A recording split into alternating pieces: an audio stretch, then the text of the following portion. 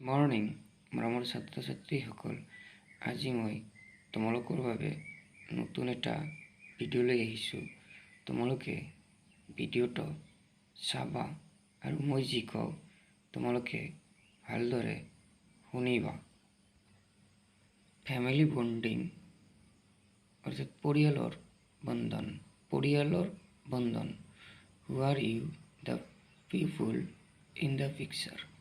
অৰ্থাৎ ছবিটো চোৱা আৰু ছবিত কোন কোন আছে সেইখিনি আমাক বৰ্ণনা কৰিব দিছে। প্ৰথমে দিয়া আছে গ্ৰাণ্ড মাদাৰ অৰ্থাৎ আইতা। গ্ৰাণ্ড মাদাৰ শব্দৰ অৰ্থটো হ'ল আইতা, মাদাৰ হ'ল মা, নিফিউ হ'ল ভতিজী, গ্ৰাণ্ড ফাদাৰ হ'ল ককা আইতা, কাজিন সম্পৰ্কীয়, আণ্ট খুৰী, নিয়েছ ভাতিজী, ফাদাৰ দেউতাক। আকৌ এবাৰ কৈ যাম, তোমালোকে শুনিবা।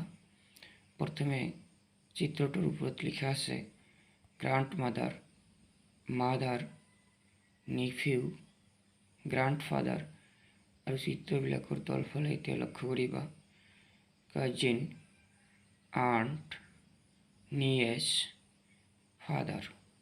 এতিয়া আমি যিখিনি পিকচাৰত পাইছিলোঁ তাৰ পৰা আমাক কেইটামান পেৰাগ্ৰাফ পঢ়িব দিছে। মই আগত এবাৰ ৰিডিং কৰিম, তোমালোকে ভালদৰে শুনিবা।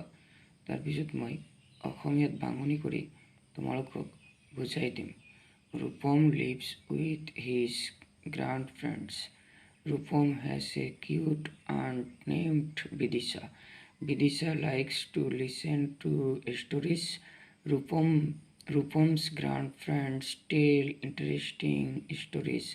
Rupam's mother prepares beautiful dishes when her nephew and nieces visit them. Rupam and his cousins are happy when they are together. They are a happy family. Grandmother, grandfather, grandparents, father, mother, aunt, cousin, nephew, niece. মই এতিয়া তোমালোকক অসমীয়াত বস্তুটো বুজাই দিম, তোমালোকে ভালদৰে লক্ষ্য কৰিবা।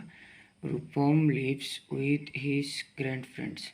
ৰূপমে তাৰ ককা আইতাৰ লগত বসবাস কৰিছিল। Rupam has a cute aunt named Bidisha. ৰূপমৰ এজনী ধুনীয়া আণ্টি আছিল বা খুৰী আছিল, নাম হ'ল Bidisha. Bidisha likes to listen to stories. বিদিশাই কাহিনী বা গল্প শুনি ভাল পাইছিল। ৰূপমছ গ্ৰাণ্ডফ্ৰেণ্ডছ টেল ইণ্টাৰেষ্টিং ষ্টৰিজ।